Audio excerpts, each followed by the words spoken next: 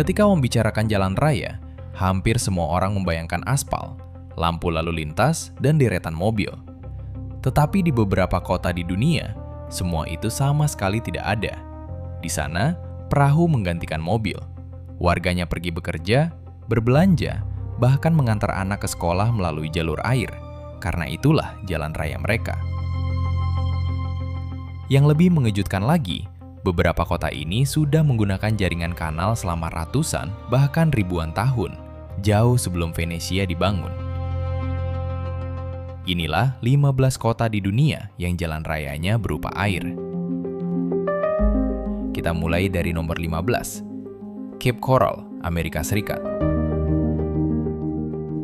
Kalau mendengar tentang kota yang dibangun di atas air, kebanyakan orang pasti langsung teringat pada Venesia di Italia atau Amsterdam di Belanda. Hampir tidak ada yang menyangka bahwa kota dengan jaringan kanal terpanjang di dunia justru berada di Florida, Amerika Serikat. Di sini, banyak warganya menghabiskan hari dengan bermain golf, makan di restoran, lalu memarkir perahu memancing tepat di halaman belakang rumah mereka. Cape Coral memiliki lebih dari 640 km kanal yang dapat dilayari, menjadikannya kota dengan jaringan kanal terpanjang di dunia. Yang lebih menarik lagi adalah bagaimana kota ini bisa tercipta. Semuanya bermula pada tahun 1957 ketika dua bersaudara asal Baltimore, Leonard Rosen dan Jack Rosen, membeli lahan rawa, hutan bakau, dan semak belukar seluas sekitar 267 km persegi di pesisir Florida dengan harga sekitar $678.000 Amerika Serikat.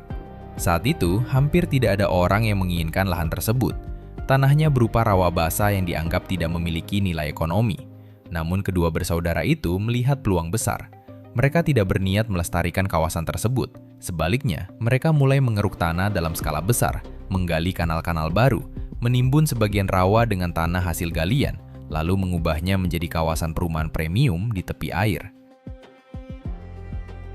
Kini, Cape Coral dihuni sekitar 200.000 penduduk, dan jaringan kanal tersebut telah menjadi identitas utama kota ini. Sebagian warga masih menggunakan perahu sebagai sarana transportasi. Di beberapa kawasan, menati atau sapi laut sering terlihat berenang melewati belakang rumah penduduk. Sesekali bahkan lumba-lumba juga memasuki kanal air asin, mengejutkan warga yang sedang menikmati sarapan di teras rumah mereka. Cape Coral memang tidak memiliki suasana romantis seperti Venesia. Namun jika berbicara soal panjang jalur air yang bisa dilayari, tidak ada kota lain di dunia yang mampu menyainginya. Cape Coral adalah ibu kota kanal dunia yang mungkin tidak pernah diduga oleh siapapun.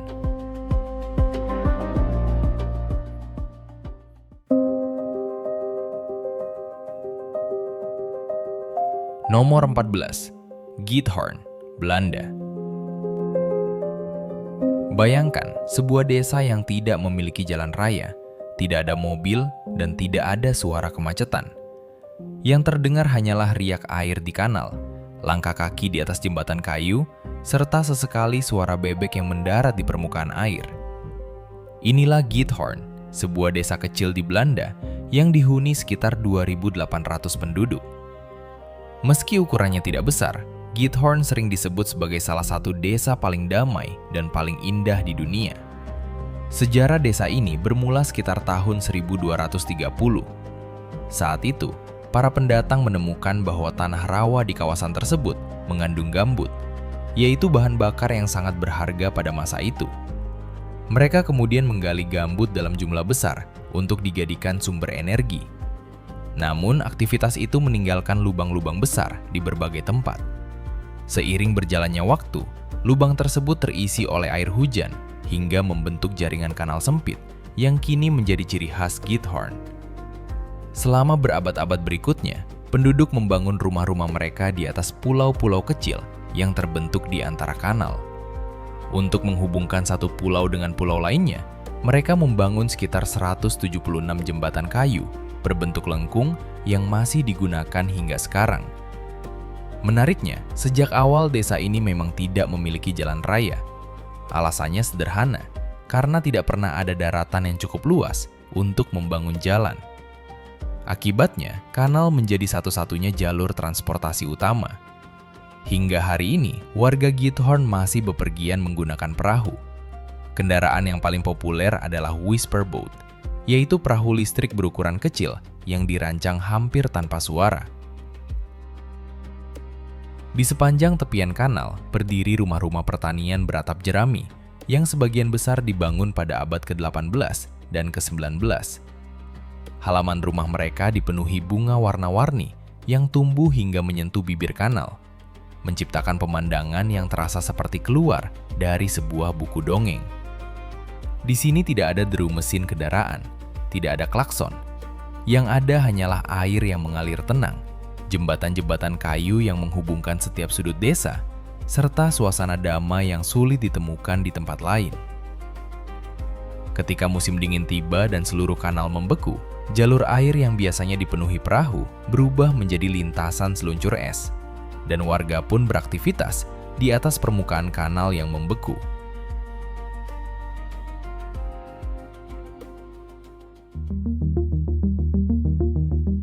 Nomor 13. Xochimilco, Meksiko. Jauh sebelum kota Meksiko menjadi salah satu kota metropolitan terbesar di dunia, wilayah ini pernah menjadi Tenochtitlan, ibu kota kekaisaran Aztec yang berdiri megah di tengah sebuah danau besar di dataran tinggi Meksiko. Bangsa Aztec dikenal sebagai insinyur yang sangat maju pada masanya. Untuk memberi makan penduduk yang terus bertambah, mereka menciptakan sebuah sistem pertanian yang luar biasa cerdas, yaitu Chinampa, atau yang sering disebut sebagai kebun terapung. Bangsa Aztec membangunnya dengan menumpuk lumpur, sedimen dasar danau, alang-alang, serta tumbuhan yang telah membusuk hingga terbentuk pulau-pulau buatan yang subur dan cukup kokoh untuk ditanami. Di sekeliling setiap pulau, mereka menanam pohon willow.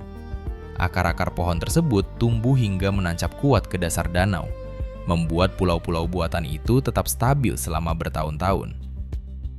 Sementara itu, celah sempit di antara pulau-pulau berubah menjadi jaringan kanal yang digunakan sebagai jalur transportasi, irigasi, sekaligus pusat perdagangan. Pada masa kejayaannya, sistem Chinampa membentang hingga puluhan ribu hektar dan mampu memasok kebutuhan pangan bagi lebih dari 200.000 penduduk Tenochtitlan. Jumlah tersebut menjadikan kota itu sebagai salah satu kota terbesar di dunia pada zamannya. Namun semuanya berubah ketika bangsa Spanyol menaklukkan kekaisaran Aztec pada abad ke-16. Mereka lebih menyukai daratan yang kokoh untuk membangun jalan, gereja, dan berbagai bangunan kolonial. Danau-danau yang dahulu menjadi pusat kehidupan perlahan dikeringkan hingga sebagian besar jaringan perairan Aztec menghilang. Meski begitu, tidak semuanya lenyap. Di kawasan Xochimilco, yang berada di bagian selatan kota Meksiko modern, sekitar 177 km kanal kuno masih bertahan hingga sekarang. Tempat ini menjadi sisa terakhir dari sistem jalur air peninggalan bangsa Aztec yang masih terus digunakan.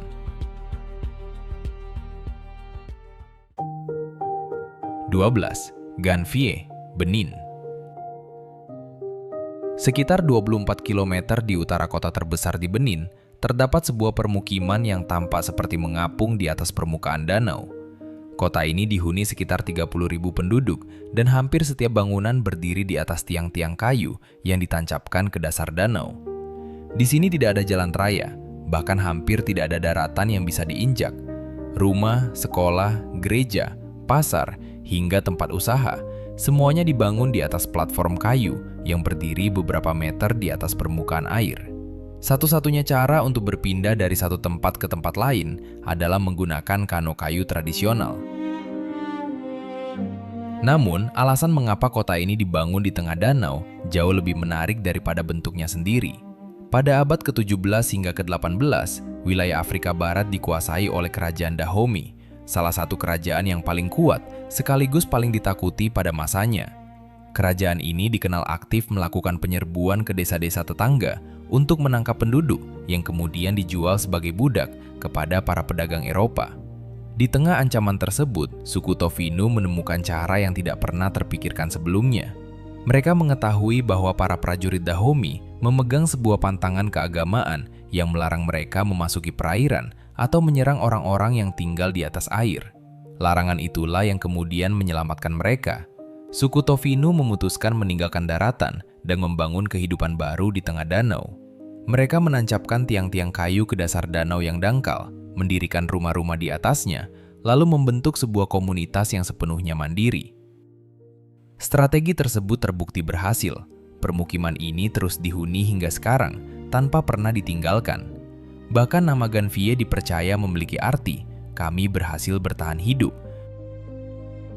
Hingga hari ini, kehidupan di Ganvier masih berjalan hampir sama seperti ratusan tahun yang lalu. Para nelayan setiap pagi berangkat menggunakan kano kayu. Di pasar terapung, para pedagang mendayung perlahan dari satu pembeli ke pembeli lainnya. Anak-anak berangkat ke sekolah menggunakan perahu, karena memang tidak ada jalan yang bisa mereka lewati.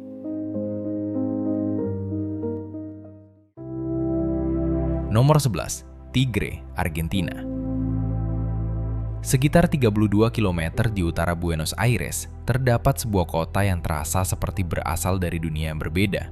Di tempat inilah Sungai Paraná mulai bercabang menjadi ratusan aliran sebelum membentuk salah satu delta sungai terbesar di dunia. Kota itu bernama Tigre, gerbang menuju delta Paraná. Namun jangan membayangkan hanya beberapa kanal yang membelah kawasan perkotaan. Yang terbentang di hadapan Tigre adalah sebuah delta raksasa seluas ribuan kilometer persegi, dipenuhi pulau-pulau kecil, sungai-sungai sempit, rawa, dan hutan yang tergenang air. Delta Paraná sendiri merupakan delta sungai terbesar kedua di Amerika Selatan, dengan luas sekitar 14.000 km persegi. Tigre berdiri tepat di pintu masuk kawasan tersebut, menjadi batas antara hiruk-pikuk Buenos Aires dan dunia yang jauh lebih tenang, di mana air menggantikan hampir seluruh fungsi jalan raya. Di pusat kota, tepian sungainya dipenuhi klub dayung bergaya era Victoria, pasar buah yang menjual hasil pertanian lokal, serta pasar kerajinan yang selalu ramai dikunjungi wisatawan. Namun daya tarik sesungguhnya berada lebih jauh ke dalam delta. Di sana terdapat ratusan pulau yang dipenuhi pepohonan lebat dan hanya bisa diakses menggunakan perahu. Sekitar 3.000 orang tinggal secara permanen di kawasan ini. Pulau-pulau tersebut sama sekali tidak memiliki jalan raya, tidak ada mobil, tidak ada sepeda motor.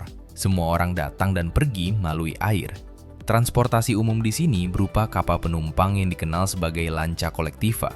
Kapal-kapal ini beroperasi mengikuti rute dan jadwal tetap layaknya bus kota. Hanya saja jalurnya bukan jalan raya, melainkan sungai-sungai yang membelah delta. Bahkan ada supermarket terapung yang setiap minggu berlayar dari satu pulau ke pulau lainnya, menjual roti, buah-buahan segar, sayuran, hingga berbagai kebutuhan rumah tangga kepada warga yang tidak memiliki akses ke toko di daratan. Nomor 10. Alapuzha, India. Di pesisir barat daya India, di negara bagian Kerala yang beriklim tropis, terdapat kota Alapuzha atau Alepi yang dikenal sebagai Venesia dari timur. Kota ini menjadi pintu gerbang menuju Kerala Backwaters, salah satu jaringan jalur air paling unik di Asia. Area ini mencakup sekitar 1.550 km persegi. Selama berabad-abad, jalur air ini menjadi jalan raya utama masyarakat Kerala. Sebelum hadirnya jalan darat modern, seluruh aktivitas perdagangan diangkut menggunakan perahu tradisional bernama Ketuvalam. Perahu ini unik karena dibangun tanpa paku, hanya menggunakan ikatan serat kelapa dan resin alami agar kedap air. Beberapa bahkan mencapai panjang lebih dari 20 meter dan mampu membawa muatan besar menyusuri kanal. Karena perannya yang vital, kanal-kanal di Kerala selalu dirawat dengan baik, dibersihkan dari tanaman liar, dikeruk dari endapan lumpur, dan diperlebar agar perahu dapat berpapasan. Kini, sebagian besar Ketuvalam tidak lagi digunakan untuk perdagangan. Perahu-perahu ini telah dipugar menjadi rumah terapung mewah, lengkap dengan kamar, ruang makan, dan dek untuk menikmati pemandangan. Nomor 9. Suzhou, China. 2.500 tahun yang lalu, ketika Roma masih berupa kumpulan desa kecil di atas perbukitan, dan London masih berupa rawa yang belum dihuni manusia, di wilayah yang kini menjadi China telah berdiri sebuah kota yang berkembang sebagai pusat kebudayaan, perdagangan, sekaligus teknik pengelolaan air yang sangat maju. Kota itu adalah Suzhou. Sejak awal berdirinya, Suzhou dibangun mengelilingi jaringan kanal yang usianya bahkan lebih tua daripada hampir seluruh kota kanal di Eropa. Ketika penjelajah asal Venesia, Marco Polo, mengunjungi kota ini pada abad ke-13, Ia begitu terpukau oleh keindahan kanal dan taman-tamannya, hingga menjulukinya sebagai Venesia dari Timur.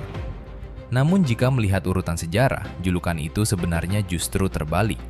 Venesia baru didirikan pada abad ke-5 Masehi, sementara kanal-kanal di Suzhou telah digali sejak abad ke-6 sebelum Masehi.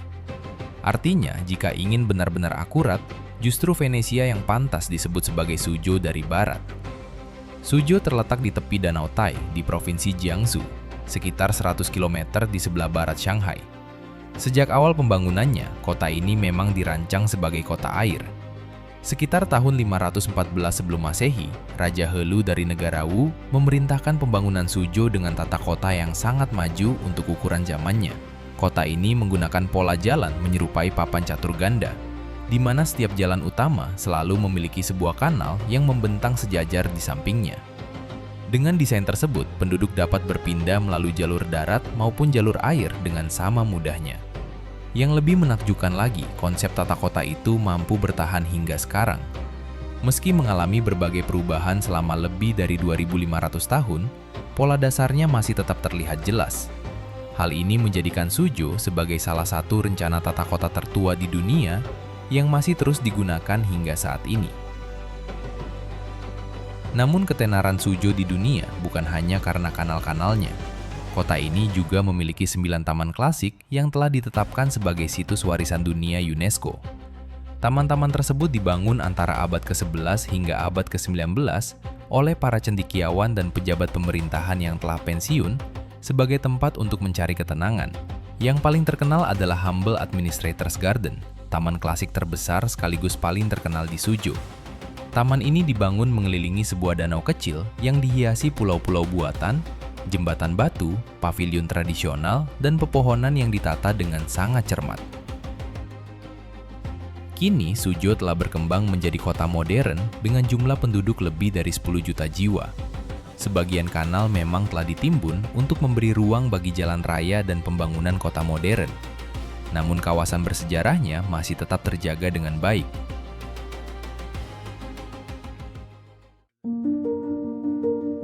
Nomor 8. Bruges, Belgia.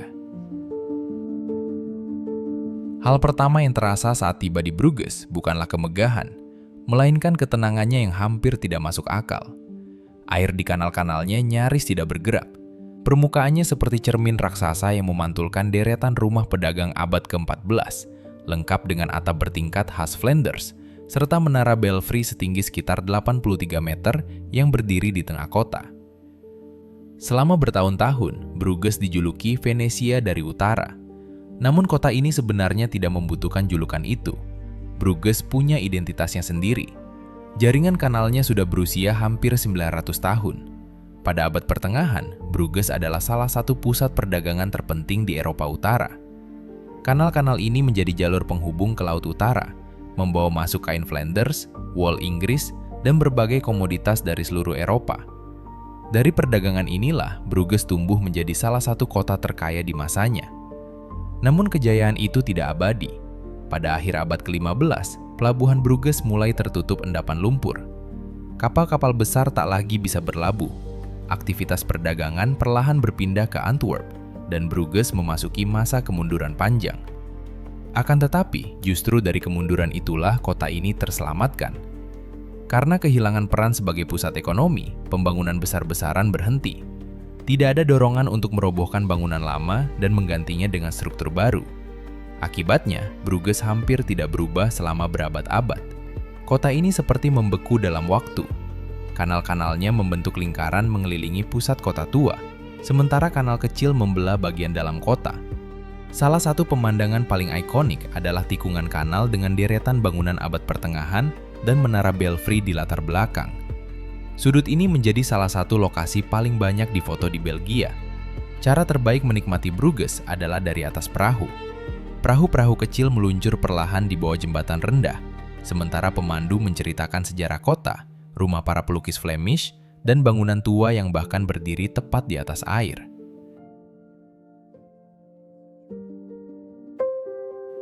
Nomor 7. Hamburg, Jerman.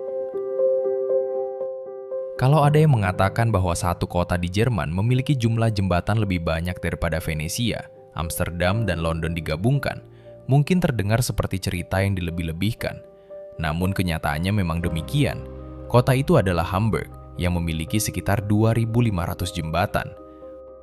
Jumlah tersebut menjadikannya kota dengan jembatan terbanyak di Eropa, bahkan menurut beberapa perhitungan, mungkin juga yang terbanyak di dunia. Alasannya sebenarnya cukup sederhana, karena kota ini dipenuhi oleh air. Hamburg berdiri di pertemuan 3 sungai, yaitu Sungai Elbe, Alster, dan Bille. Berkat sungai inilah Hamburg berkembang menjadi salah satu kota pelabuhan terbesar di Eropa.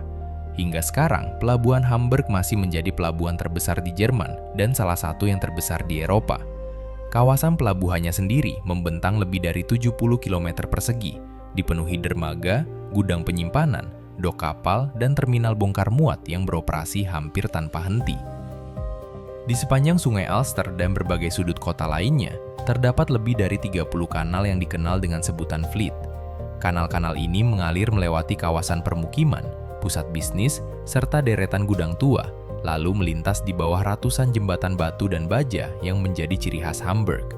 Salah satu kawasan paling terkenal adalah Speicherstadt, distrik gudang bersejarah yang telah diakui sebagai situs warisan dunia UNESCO. Kompleks ini dibangun pada akhir abad ke-19 di atas ribuan tiang kayu ek yang ditancapkan ke dasar tanah berlumpur.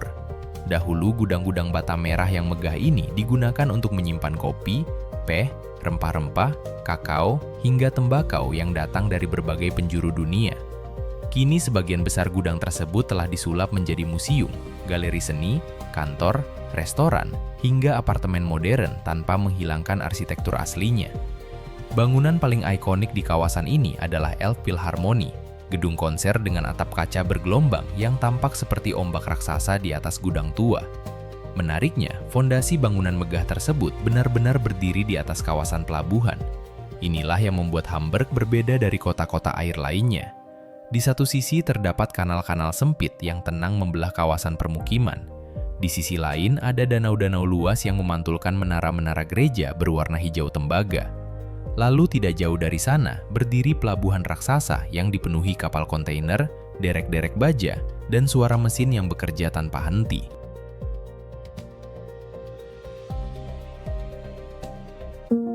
Nomor 6. Birmingham, Inggris.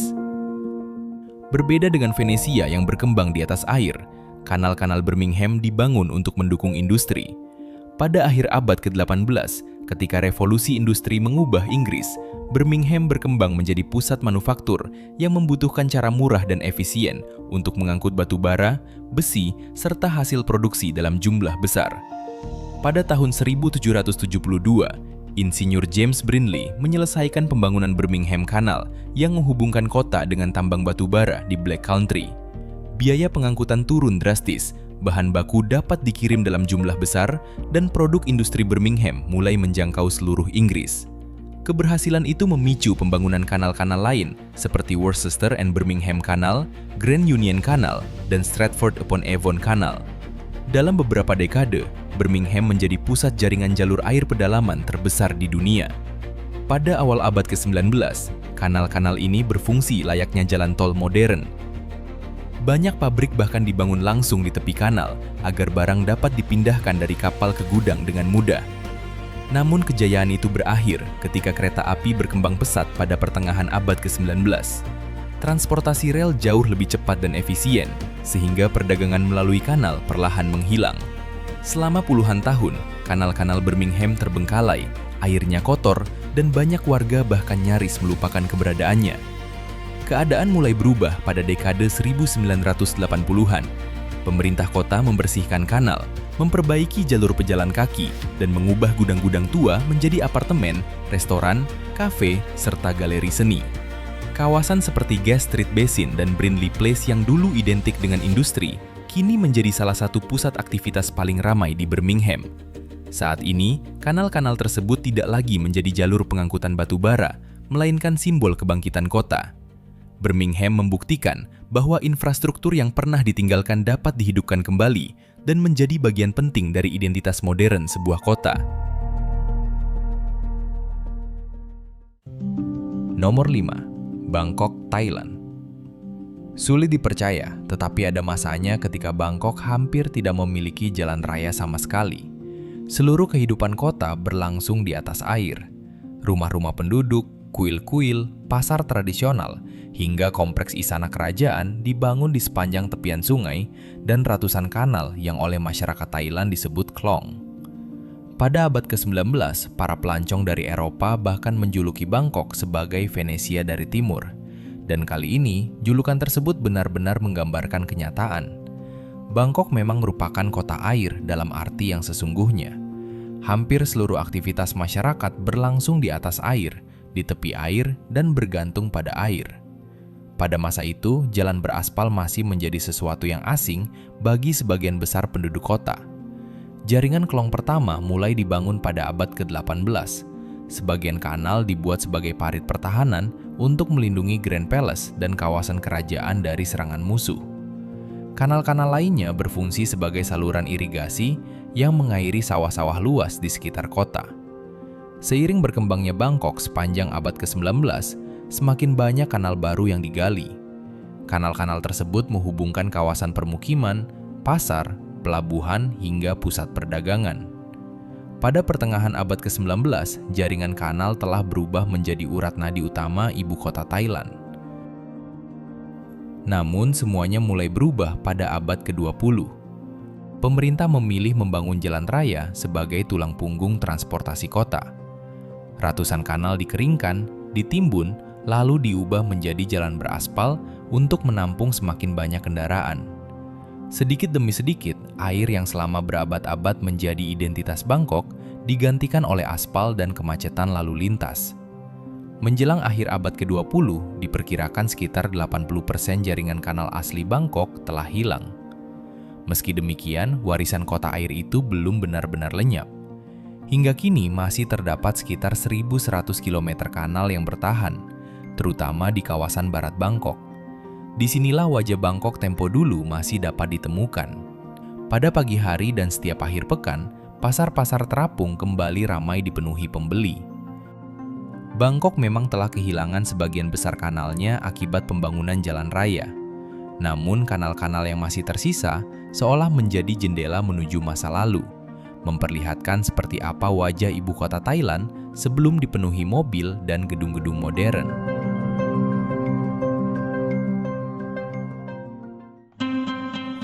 Nomor 4. Stockholm, Swedia.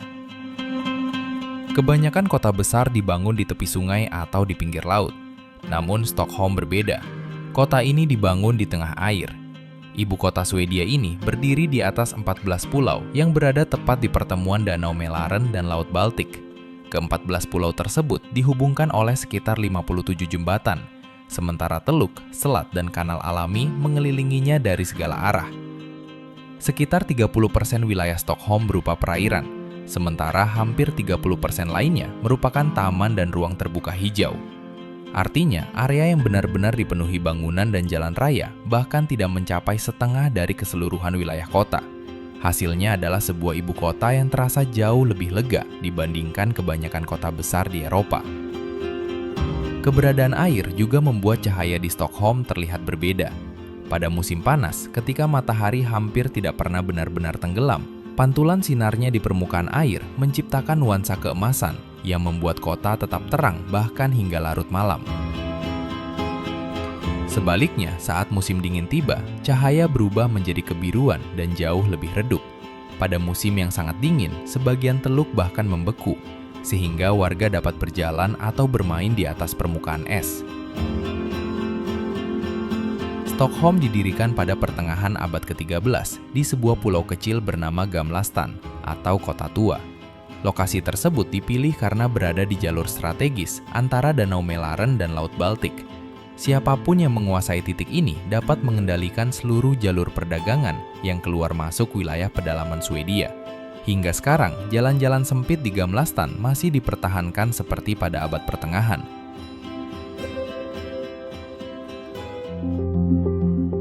Nomor 3. Saint Petersburg, Rusia. Pada tahun 1703, Peter yang Agung memiliki ambisi membangun sebuah ibu kota baru yang mampu menyaingi Amsterdam dan Venesia.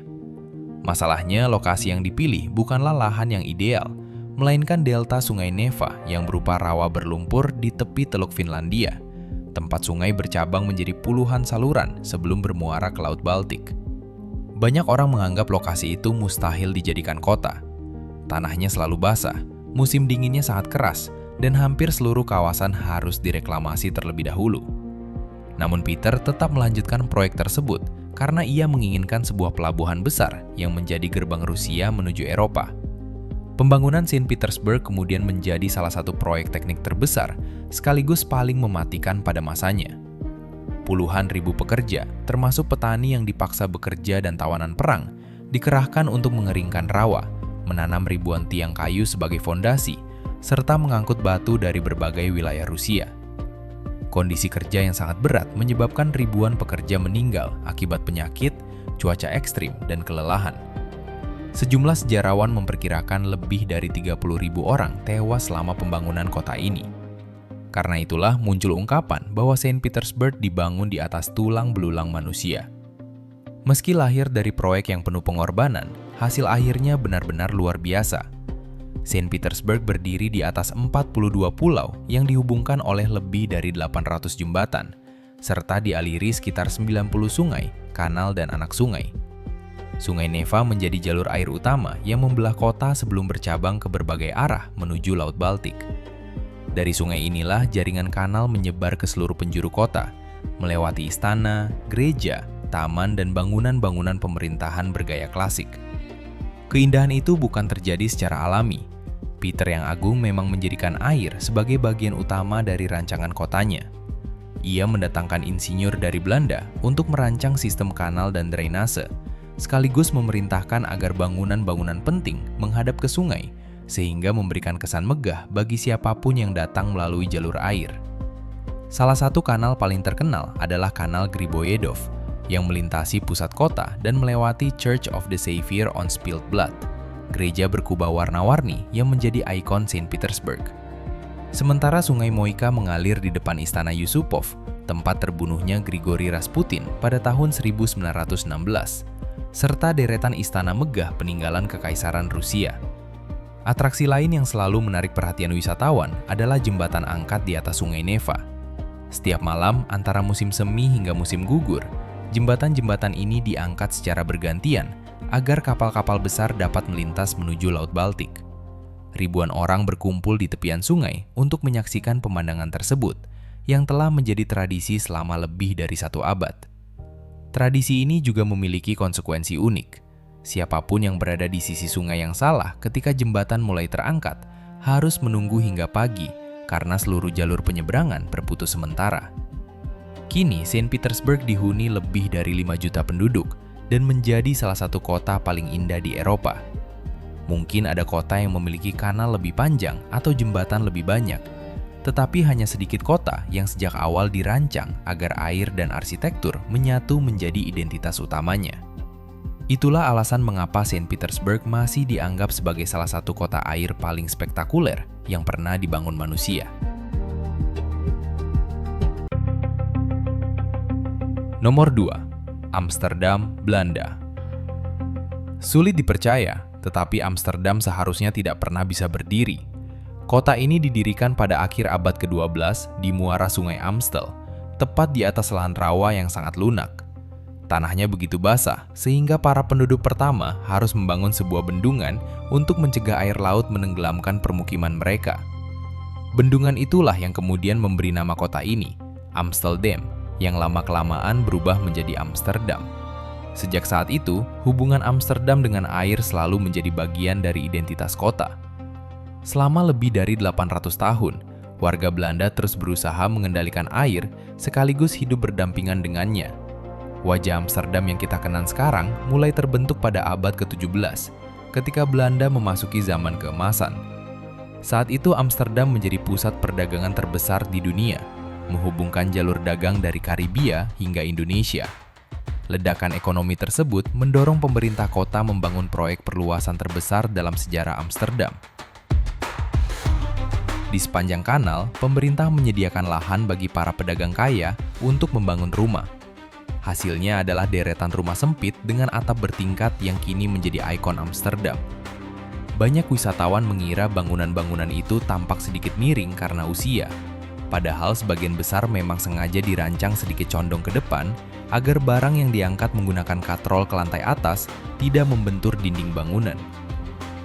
Saat ini Amsterdam memiliki lebih dari 100 km kanal, sekitar 90 pulau, dan hampir 1.500 jembatan yang menghubungkan seluruh kota. Jumlah tersebut menjadikan Amsterdam sebagai salah satu kota dengan jembatan terbanyak di Eropa, hanya kalah dari Hamburg. Pada tahun 2010, kawasan Canal Ring resmi ditetapkan sebagai situs warisan dunia UNESCO karena dianggap sebagai contoh luar biasa dari perencanaan kota modern pada masanya. Menariknya, kanal-kanal Amsterdam bukan sekedar peninggalan sejarah. Hingga sekarang, kanal masih menjadi bagian penting dari kehidupan sehari-hari. Salah satu pemandangan paling khas adalah deretan rumah terapung yang berlabuh di sepanjang kanal. Diperkirakan ada sekitar 2.500 houseboat di Amsterdam. Sebagian merupakan apartemen modern, lengkap dengan taman di atap dan panel surya. Sementara yang lain adalah kapal tua yang telah ditambatkan di lokasi yang sama selama puluhan tahun. Rumah-rumah terapung itu membentuk lingkungan permukiman yang unik, di mana alamat seseorang bukan nama jalan, melainkan nama kanal tempat rumahnya berlabuh. Selain sebagai jalur transportasi, kanal juga menjadi alasan utama mengapa Amsterdam terlihat begitu indah. Permukaan air memantulkan deretan rumah beratap khas Belanda, jembatan batu melengkung, serta pepohonan yang tumbuh di sepanjang tepian kanal. Namun ada satu hal yang jarang disadari wisatawan. Hampir seluruh bangunan bersejarah di Amsterdam sebenarnya berdiri di atas tiang kayu. Karena tanah rawa tidak mampu menopang bangunan berat, ribuan tiang kayu ditancapkan sedalam 12 hingga 18 meter hingga mencapai lapisan pasir yang keras. Stasiun pusat Amsterdam saja berdiri di atas lebih dari 8.600 tiang, sementara istana kerajaan Amsterdam ditopang sekitar 13.600 tiang kayu. Rumah-rumah tua, gereja, jembatan, hingga dinding kanal di pusat kota, semuanya bergantung pada fondasi yang tidak terlihat tersebut. Dengan kata lain, Amsterdam benar-benar merupakan kota yang berdiri di atas rawa. Keindahannya bukan lahir karena kondisi alam yang sempurna, melainkan karena kemampuan orang Belanda mengubah tanah berlumpur menjadi salah satu kota air paling indah di dunia melalui ratusan tahun rekayasa teknik yang luar biasa.